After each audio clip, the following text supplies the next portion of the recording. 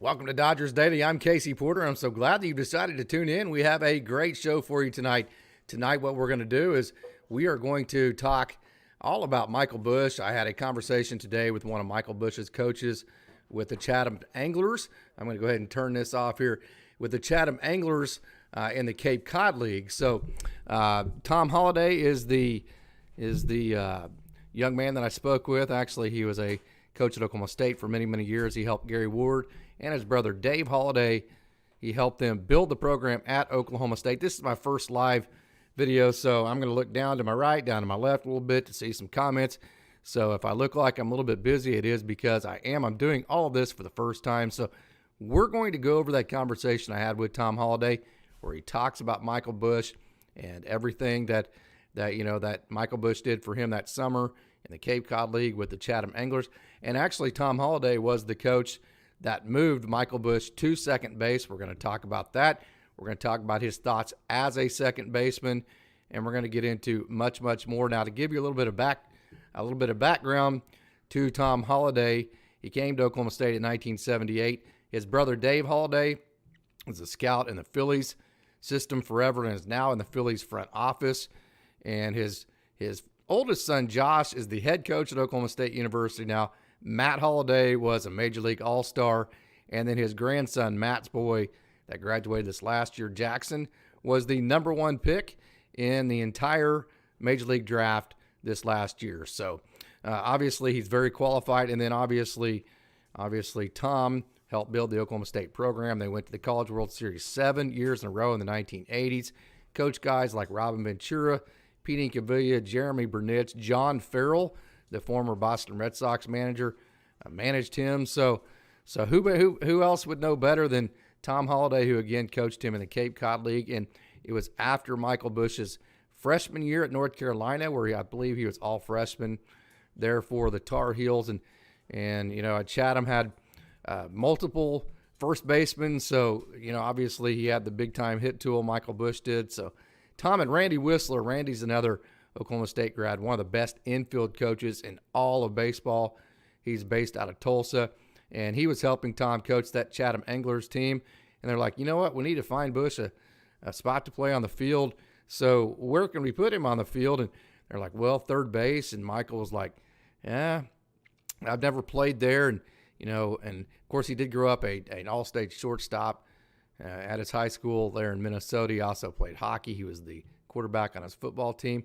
And so they're like, well, how about second base? And Michael was like, okay, just tell me what I need to do. And so they moved him to second base. Tom actually called his college coach to make sure it was okay. And his college coach just said, hey, go ahead and ask him, see what he thinks. And Michael was all about it, got better at second base, and here we are. And so tonight, what I'm going to do is I'm going to play that interview, and then I'm going to stop it from time to time. I'm going to let you go ahead and interact. I'm going to let you go ahead and interact with the video. I'm going to go ahead and move. Let me go ahead and move this over here so I can go ahead and see the comments. And I'm going to let you guys interact with this interview with your comments, and we're going to go through it together. So here we go. We are back with Tom Holliday, former Oklahoma State head baseball coach. His oldest son, Josh, is currently the head coach at Oklahoma State. His youngest son, Matt, was a Major League All-Star. His brother, Dave, is in the Philadelphia Phillies front office, and his grandson, Jackson, just recently was the number one draft pick of this last year's draft. So who to know better about professional baseball and how that works and prospects and all those kinds of things than who you're looking at on the screen right now, Tom Holliday. We're going to tie this into the Dodgers. And Tom, I know a couple of summers ago you got to work with a special young man, Michael Busch, who was at the University of North Carolina at the time, and rumor has it.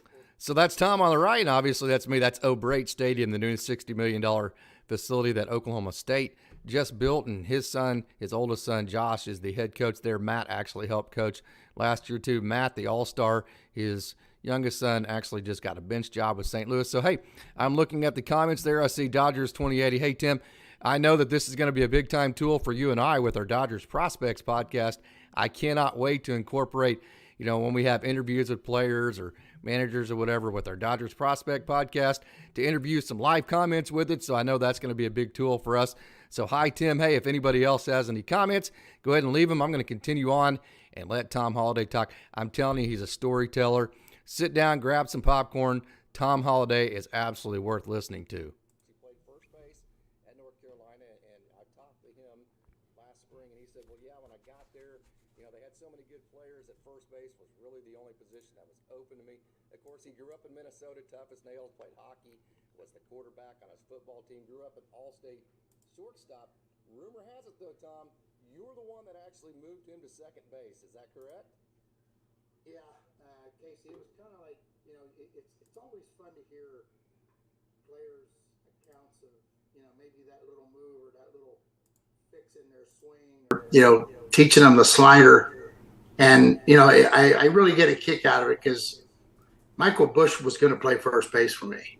Yeah. Problem is, I had two other guys that could play first base. I had a kid named Sable who is knocking on the door with the big leagues, with I think he's with the Pirates. And, it was like Sable could catch a little bit, play the outfield, play first.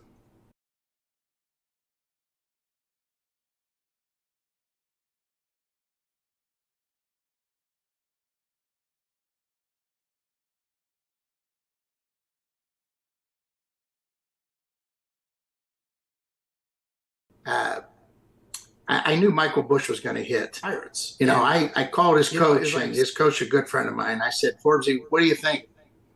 Can I play around with Michael a little bit? And he goes, well, ask him.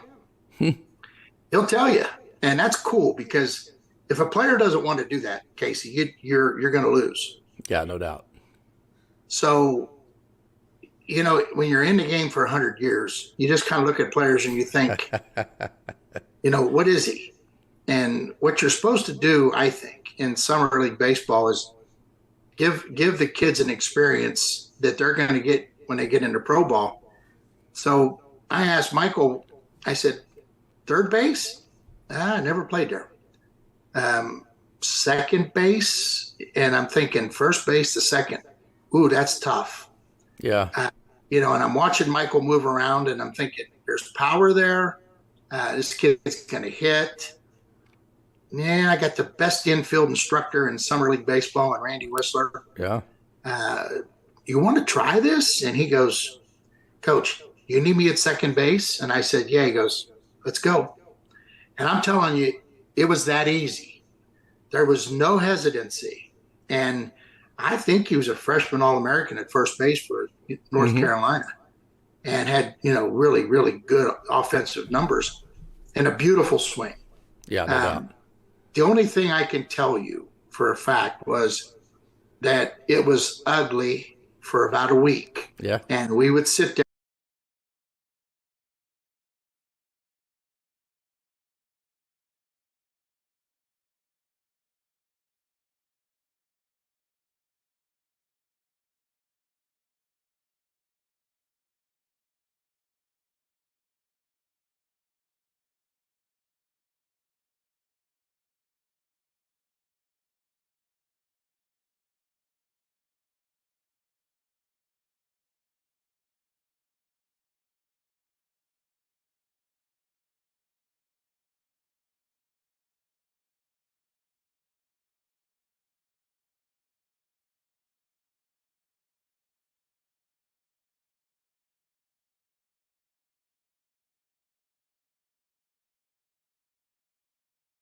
and just say, don't hit it to second. Don't hit it to second. Then all of a sudden it was like, hey, you know what?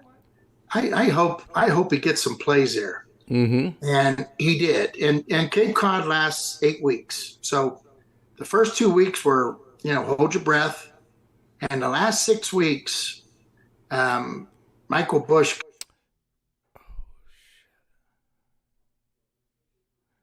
Okay, so I think I made a mistake there just a minute ago. But hey, before I think I had my microphone. I think convinced me that he'll play in the big leagues. I think I had my microphone muted, and again, I'm trying to play with all these buttons for the first time. There we go. Back to me. But Tom is talking about, how he got him moved to second base, the process that went there. It was a transition for Michael Busch, and he's getting ready to give his thoughts and get into the meat and potatoes of what he exactly thinks about Michael Busch. And I did ask him the exact question, what type of Major League second baseman do you think Michael Busch will turn into? He goes into all of those details. He also gives a very good comparison for Dodgers fans that will make total sense to them. So let's continue on our conversation with Tom Holliday, and let me get it cut back over to him. Second base. Play, and there we go. Billy Gasparino, who played for us at Oklahoma State. Director of Player Development for the Dodgers now, yeah. Yeah, he was the scouting director at the time, and he came up, and I remember him standing behind a cage, and Michael just put on a display with the bat. Yeah. And, you're talking about a 6-footer hitting balls 400 feet with wood. And, that's pretty impressive. Yeah. And didn't he play first base last year? I said, yeah. He goes, why'd you move him over to second? I said, well, he's 6 foot. Steve Garvey's the last 6 foot and under first baseman.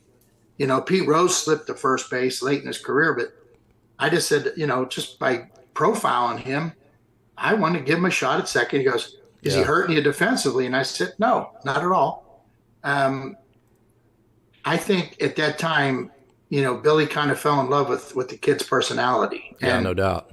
To know Michael Busch is to love Michael Busch. And very blue collar. I would coach tomorrow if you could give me 10 guys like Mike Busch on my team, because the other 15 would turn out to be good players because of his leadership. So obviously Tom Holliday not just sold on the baseball skills of Michael Busch, especially offensively, and a really cool scene he was talking about. He is, obviously very good friends with Billy Gasparino. He actually recruited Gasparino to Oklahoma State as a player. Gasparino played at OSU. He was just a couple of years younger than me at OSU. I graduated in 1996 from Oklahoma State, and he was in the late 90s when Tom was actually the head coach at OSU. So Tom actually recruited Billy Gasparino, the director of player development in the Dodger system, to play at OSU. Gasparino, him and Jay McCullough and that group, very, very good. They won the Big 12 at that time. It was Big 12 by then. I think the Big 12 changed over from the Big 8 in 1996. In fact, I'm almost positive about it. But anyways, he recruited Billy Gasparino, the Dodgers director of player development, to Oklahoma State. Gasparino was a fantastic baseball player. And so he's talking about, he's sitting around the batting cages before one of the games in the summer. Gasparino's coming to the Cape Cod League games, and he's checking out all the different prospects, and he's talking to all the people he knows, which obviously the first guy that Gasparino is going to go to is his former coach at Oklahoma State, Tom Holliday, and he's going to say, hey, what do you see here? Of course, Tom is not coaching in college right now. Tom, actually, after he was at Oklahoma State, he went to Texas and became the pitching coach for Augie Garrido. I know also he's been at North Carolina State and a couple of different other locations, but he is currently not in the game coaching. So Tom Holliday right now doesn't have a dog in the fight, although his oldest son Josh is the head coach at Oklahoma State, and he does live in Stillwater. Having said that, when it comes to the rest of them, he's a very good source, and his brother, like I said, was a scout for the Phillies for forever. His nephew, who is his brother's son, Heath Holliday, actually was a Dodger scout for a while. So who better to ask than Tom Holliday what you see in the Cape Cod League? And so they're sitting around talking, and Michael Busch is taking BP with a wooden bat, and he's absolutely putting on a show for everybody involved. And so it was a pretty impressive setting, and one that Tom Holliday remembers very, very well. So that is the story that he is telling right now. So we're going to get back to it and let him tell it a little bit further. Tomorrow, if you could give me 10 guys like Mike Busch on my team, because the other 15 would turn out to be good players because of his leadership. He's a quiet kid. He doesn't run around, giving speeches to the players about how to act. Right. He's one of those kids that just gets his glove, goes out, does his warm up, gets his bat, does his thing, and plays the game. And again, like I said, I've been around this game a long time, around a lot of players. There's been as many guys fail as there has succeed. And some of the guys that have succeeded, their personalities stick with you. And Michael Busch is one of those kind of guys that. Okay, so I'm going to go ahead and transition back to me, and I wanted to stop it right there because you need to understand Tom Holliday coached all the way back into 78. He coached Bob Horner, actually, at Arizona State. He was the one who recruited Bob Horner, yes, the Bob Horner, to Arizona State in the 70s. And then Oklahoma State, he coached Mickey Tettleton. You remember him? Robbie Wine, Robin Ventura, probably the best college, just pure hitter. He had the longest hitting streak in the history of college baseball in the 1980s. Pete Incaviglia, who was the college baseball, how do I put this? He was the college baseball player of the century for the 1900s. So take that on for size. He also coached Jeremy Burnitz. He recruited John Farrell. If you remember John Farrell, he was the manager for Boston for several years. He recruited him to Oklahoma State. Also, he recruited Rob Walton, who is the current pitching coach at Oklahoma State, who pitched in the major leagues as well. Dennis Livingston, Billy Canwisher, all sorts of guys like that. So I say that only to say that Tom Holliday has coached, and then he was at Texas and North Carolina State, so he coached all of those guys. He has coached absolutely the cream of the crop talent at the college level. So for him to make a statement that, some guys' personalities you remember and some you don't, and Michael Busch is one that I do remember, and he was not even a guy that he coached in college. Cape Cod League is serious, but you don't win or you don't lose your job based on winning or losing like you do as much at a college level. When he was the head coach at Oklahoma State, if you don't win, you don't have a job. It's not quite like that as much in the Cape Cod League. Certainly with Chatham, it's very competitive, but again, not quite as much like that. So for him to go out on a limb, talk about Michael Busch in the vein that he does in terms of his leadership skills, the type of personality that he brings, the culture that he brings to the dugout, very impressive words for him. So let's go ahead and continue on with our conversation with Tom Holliday. He's determined. He's quiet. The battle is between him and the pitcher. He doesn't battle. Some guys fight with the game itself. Mm-hmm. They're never happy.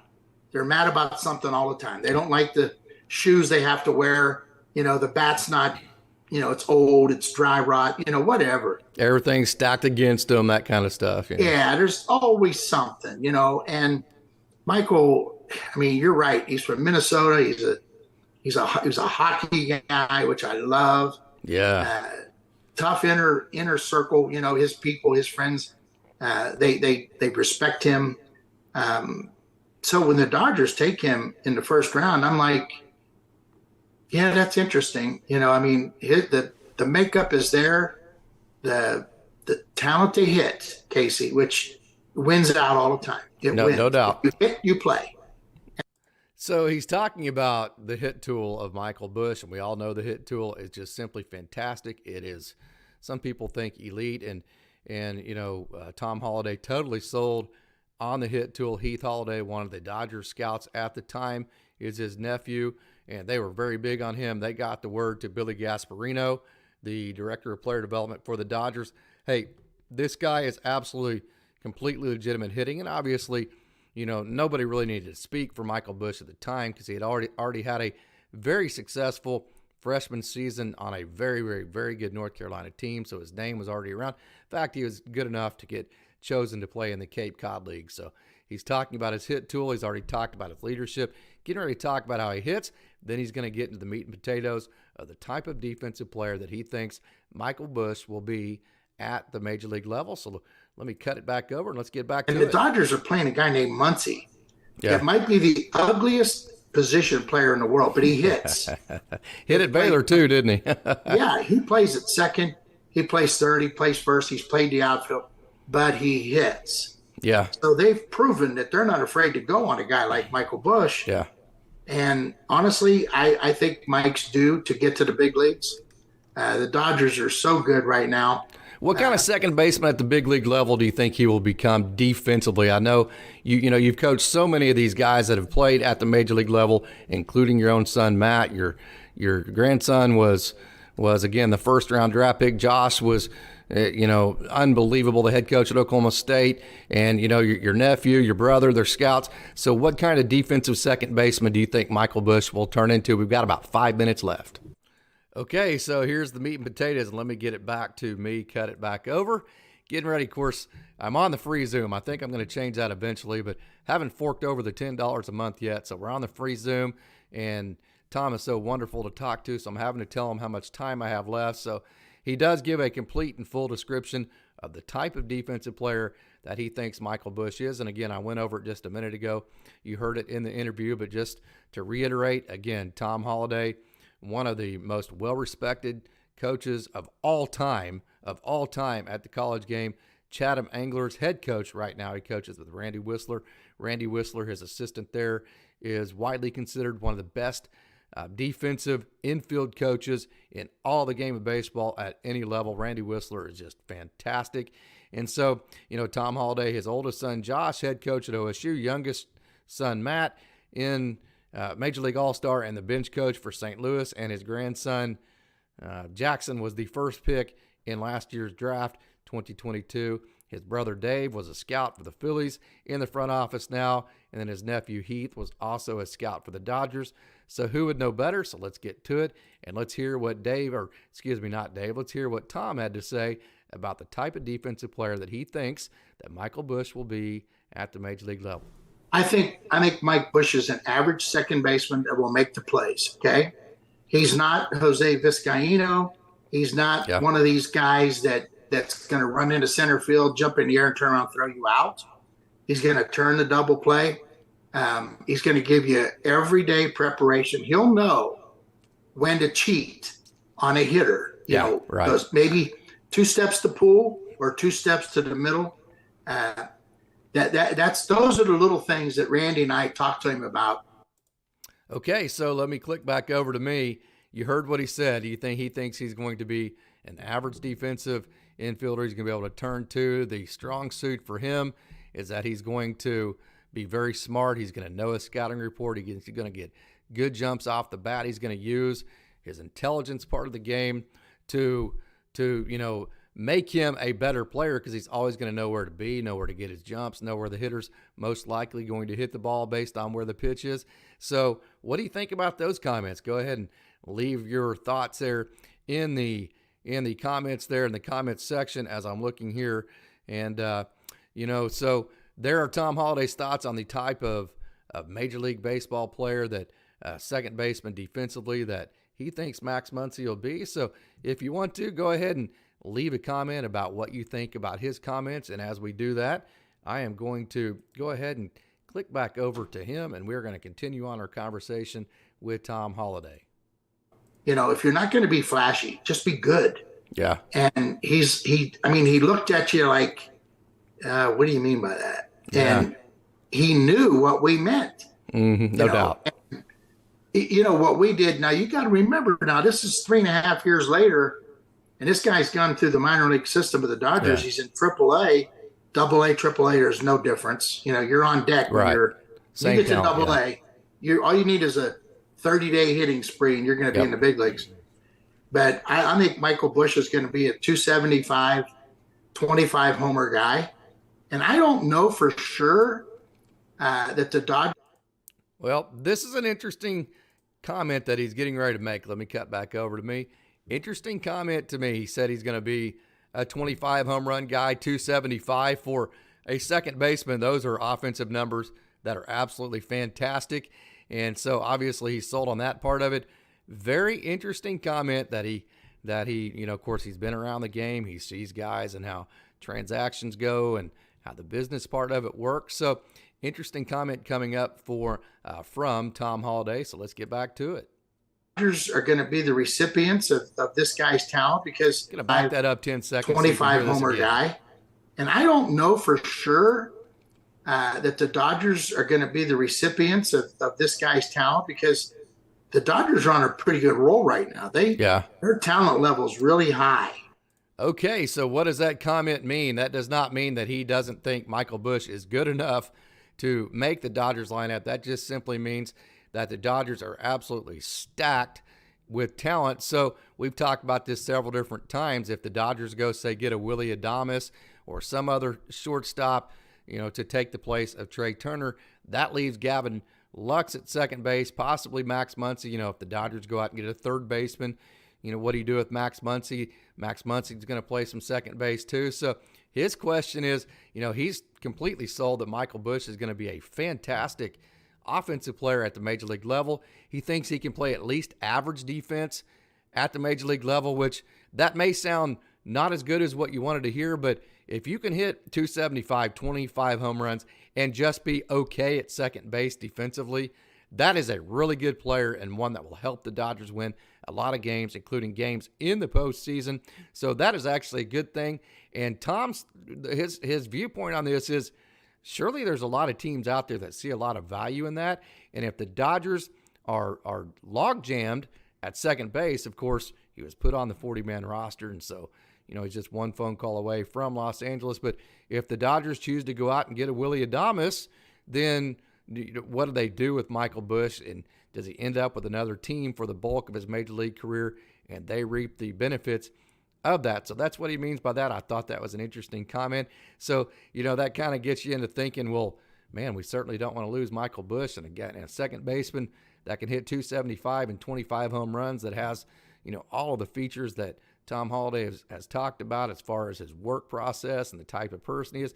Not a guy you want to lose. So that is a big, big situation that the Dodgers are trying to cover right now. Is you have Gavin Lux, you have Jacob Amaya, you have Michael Busch, you have Max Muncy, you have all these guys that need playing time in the infield and can hit. What do you do with all of them? So that's kind of his question there. And that's what he'll be really interested to follow. So let's finish this thing up. I think we have less than a minute with Tom Holliday. And what Michael Busch can do for the Dodgers is be a presence in the dugout that you will love. Yeah, no doubt. You got to have guys like that. I think Mike Busch is better than just a 25th man, can play first, second, third, left field kind of guy. I think he can play every day in the big leagues. So obviously we just talked about it a second ago, Tom Holliday, and good evening, Doom in Sal. I think I'm saying that correctly. I've never actually had to pronounce it. If I am not saying that correctly, go ahead and correct me on the comments, but I think I'm saying that correctly. Thank you for joining so much. Doom Sal, I think is how I'm going to say that, or Do M Sal. So go ahead and correct me how I'm saying that. But again, Tom Holliday thinks that Michael Busch is an everyday second baseman. For those of you that haven't been with us the entire evening, I'm going to recap just a little bit. Asked him point blank.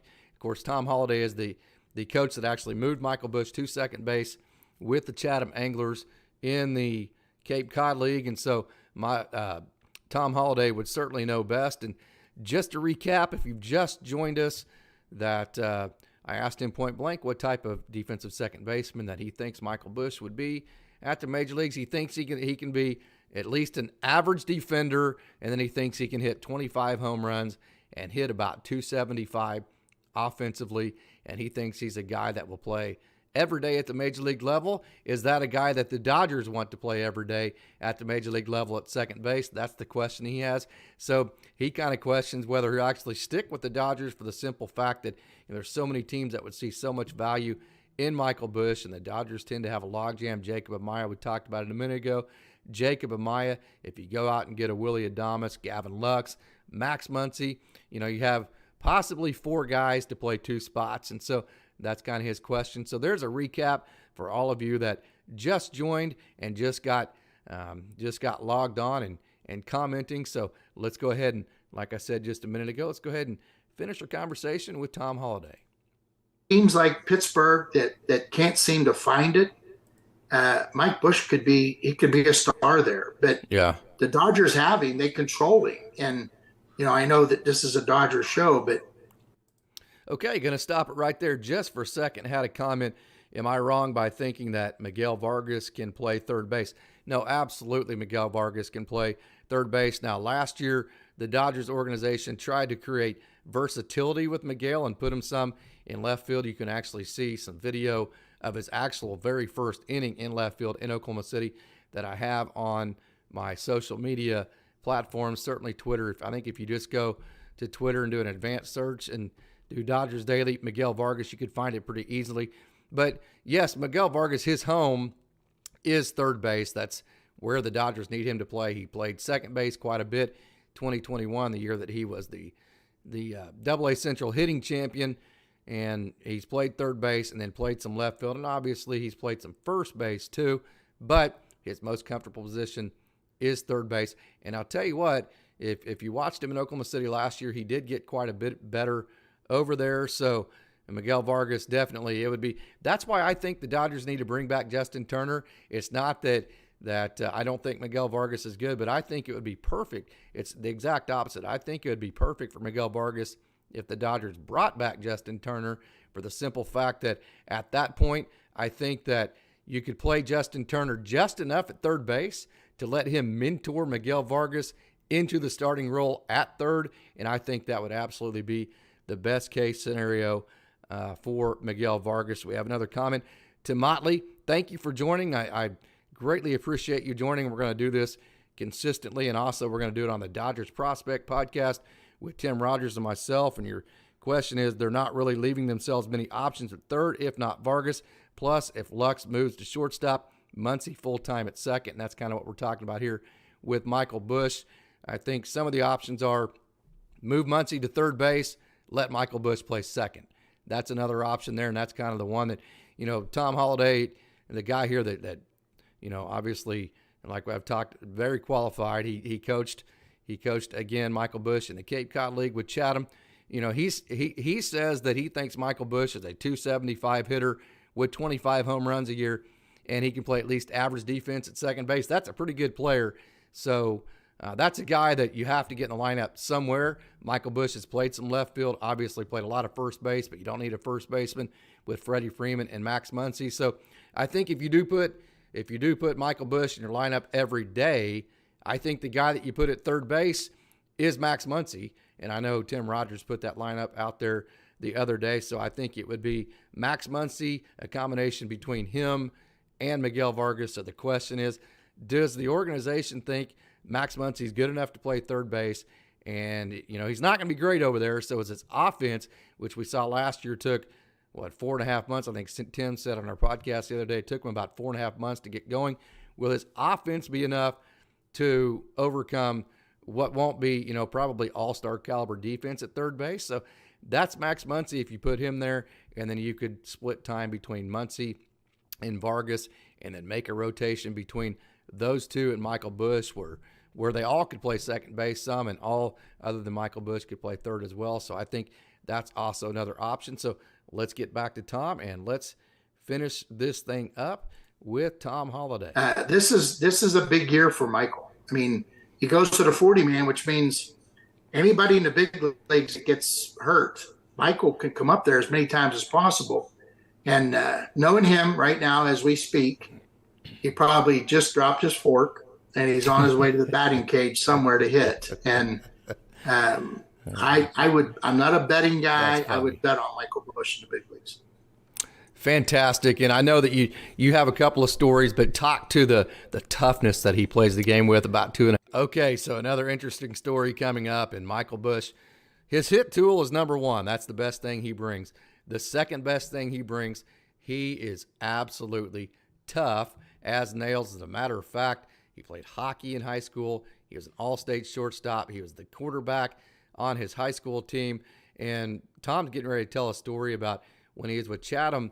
Of course, they have trainers, and Michael was over there taping up his own arm, and Tom went over to him. He's like, "Hey, dude, we've got trainers. Go get these." He said, "No, I'm good." And the reason why Michael Busch did not want anybody else to put the tape on his arm was because what they found out later, he had a fracture in his arm, and he played with it all through summer ball. And the thing that impressed Tom Holliday that you're going to hear here in a minute is, in summer ball nowadays, if guys sneeze wrong, they find a way not to play. Does that make sense? So for Michael Busch to continue, not his college season, a lot of guys will do a lot of things to finish a college season, but not his college season, but to finish his summer ball season in the Cape, Michael Busch played an extended amount of time with a fractured wrist. And so very impressive. And he didn't complain. You couldn't hardly even tell that it was done. And it just happened that Tom Holliday is such a personable person and knows so much about his players that he actually dug into that and found out. So let's hear his firsthand account of that situation. 2.5 minutes left. Well, he's he had a sore wrist. And I noticed him one day trying to tape his own wrist. And I'm looking at him like, we do have a trainer, Michael. Let the trainer do that. And he goes, no, I don't. Nobody needs to know about this. And I was like, how bad is it? And he didn't want me to know about it. And so he just said, I'm okay. I just need to put a little wrap on my wrist. Okay. So he goes out and he plays. And so I asked Wiss after the game, I said, have you noticed anything with his wrist? He goes, yeah, a little bit on his swing. When he checks a pitch, it looks like he hurts, because Wiss was coaching third base. Mm-hmm. And so I talked to him again, and he said, yeah. Wiss is Randy Whistler, the guy I was talking about. That's one of the best defensive infielder coaches in all the game of baseball. So let's continue. I got something going on in there. I think I'm going to get it fixed, after summer ball. And I said, wait a minute. We got to call Forbesy and let him know that, his coach at North Carolina. Yeah. Because, I don't want him missing a season. So he had just chosen his agent, and his agent said, no, we'll get it looked at. We'll get it fixed. You're not going to miss that much time, da-da-da-da-da-da. And today's baseball world, Casey, everybody has an agent. It's no longer against the rule. No doubt. So I called his agent, and I said, hey, Michael's wrist is bothering him. What do you think? Now, it's been bothering him for 2 months. We're going to get him to a specialist as soon as he gets finished up there. Got about a minute left. I'm thinking, get him to a doctor now, and they said, nope, he wants to finish. He was bound and determined from the day one, when we had that guys need to be here all summer conversation with the whole team, that he was going to be one of the 18 guys that was there all summer.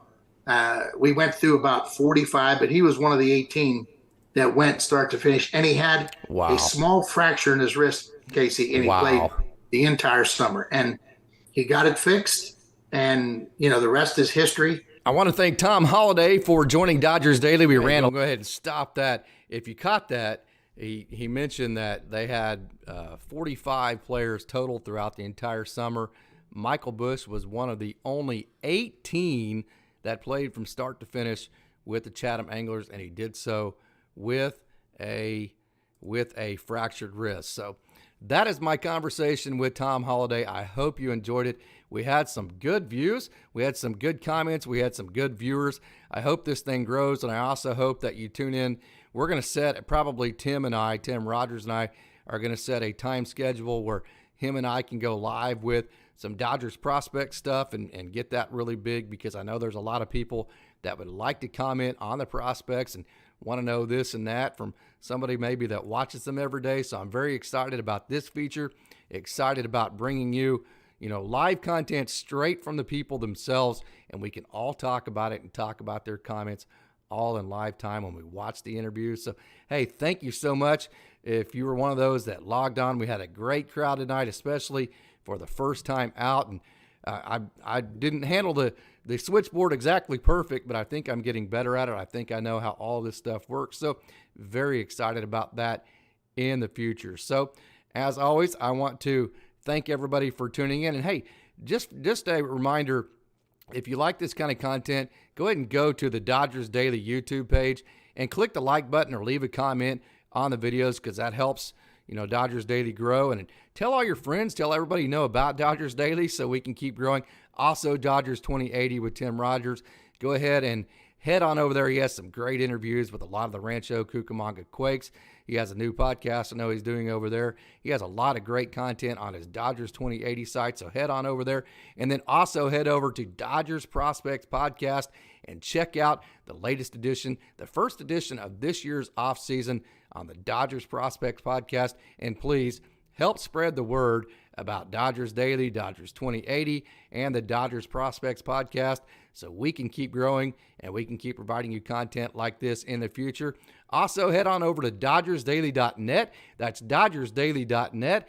That's a site where I put all of my articles, all of my feature stories on my players, and all of the Dodgers Daily stories that I do on the updates daily of the minor league system. So head over to DodgersDaily.net. And also, we have a podcast. Go to your podcast streaming service of your choice and become a subscriber to the Dodgers Daily Podcast, or visit Dodgers Daily on any of the social media platforms: Facebook, Instagram, TikTok, Facebook, Instagram, TikTok, or Twitter. That's the last one there. So, hey, as always, I want to thank you for tuning in and say, go Dodgers.